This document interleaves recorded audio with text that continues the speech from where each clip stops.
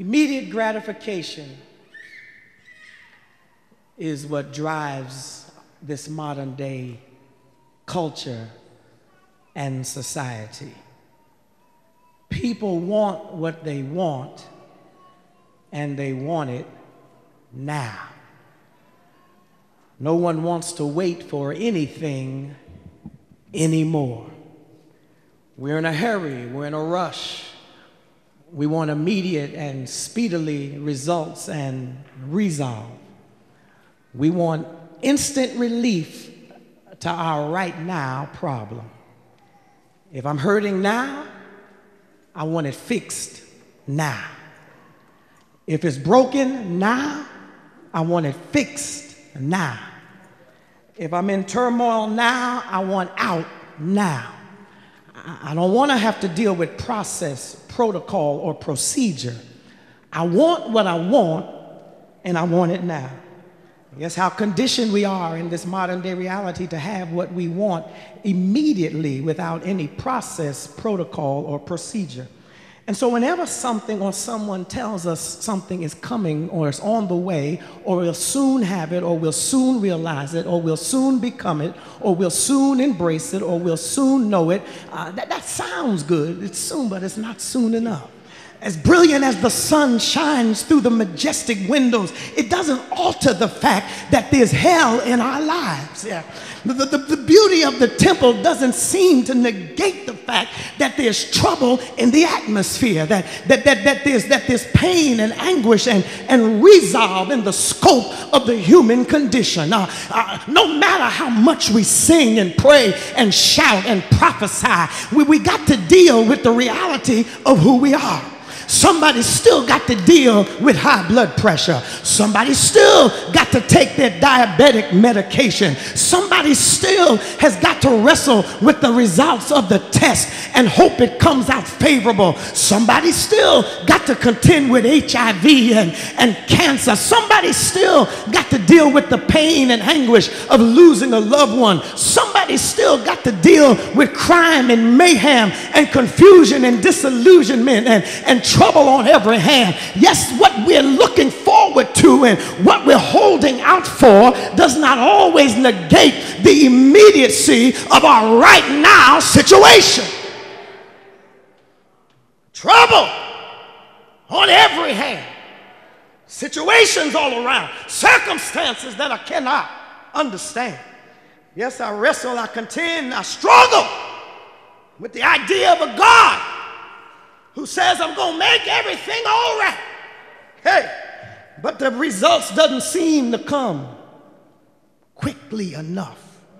Soon, but not soon enough. Well, David here, as he pens this most poetic and most celebrated psalm, wants the observer to gain some reality in the idea of a God who understands our plight, our predicament, and our struggle. See, first of all, before I need a God that can act on my circumstance, I want to know that he understands my circumstance. Before God moves on my behalf, I'm more comforted by the fact that he knows what's going on in my life.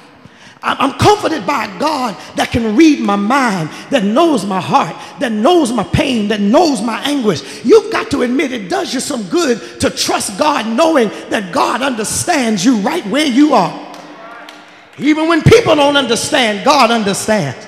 Even when folks can't figure out, God understands. Even when your best friend doesn't understand you, God understands. Even when your loved ones look at you and don't know what's going on with you, aren't you glad this morning that God knows what's on your heart?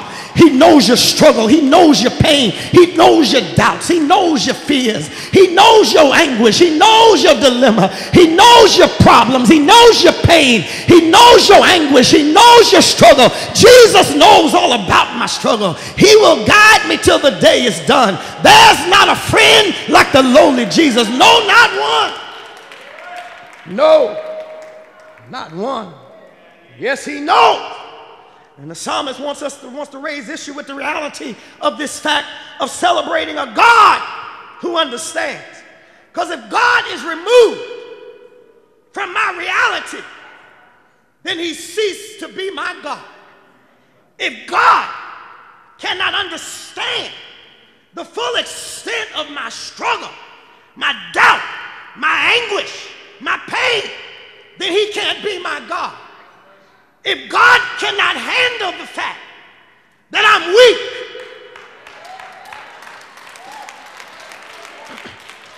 then I don't need him to be my strength. If God can't deal with the fact that every now and then I get broken, then I don't need him to put me back together. I want a God that's working on me, that's working for me, that's working in me, that's working with me, to be the God that understands what I'm made of. He remembers that we are dust. I said he remembers. He has not forgotten the fact that we're not all that. He remembers that we are dust, prone to the restrictions and the properties and the liabilities and the struggles and the mayhems of what constitutes dust. He remembers that there's some stuff we can't handle. He remembers that there's some things we can't figure out. He remembers that there's some problems that get the best of us. He remembers that some days we don't want to get out of bed. He remembers that there's some days we ask the question why. He remembers that there's some struggles that we don't fully want to go through. He remembers